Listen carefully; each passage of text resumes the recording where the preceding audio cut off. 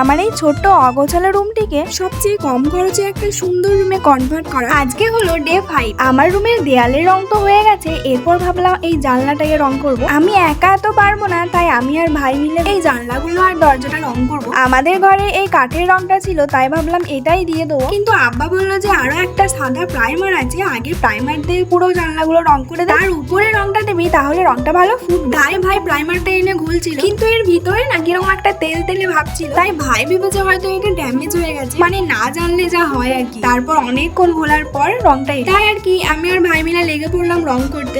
প্রথম মনে হচ্ছিল এটা খুবই সহজ, খুব তাড়াতাড়ি কমপ্লিট হয়ে যাবে, কিন্তু এই পুরোটা রং করতে আমাদের প্রায় 3টে বেজে গেছিল। আর জানো এখানে আমাদের একটা ভুলও হয়, মানে প্রাইমারটার সঙ্গে আমরা কেরোসিন দিতে ভুলে গেছিলাম। যাই হোক, তারপরে অনেক কষ্টের পর আমাদের পুরো ঘরটা কমপ্লিট হলো, সব সাদা করে দিয়েছি একবারে। আর হ্যাঁ, তোমাদের কাছ থেকে আমার একটা সাজেশন চাই, ওই যে উপরে চালটা দেখছো ওটাতে কি করা যায় বলো তো? যদি কম খরচে কিছু করা যায় আমাকে প্লিজ কমেন্টে বলো।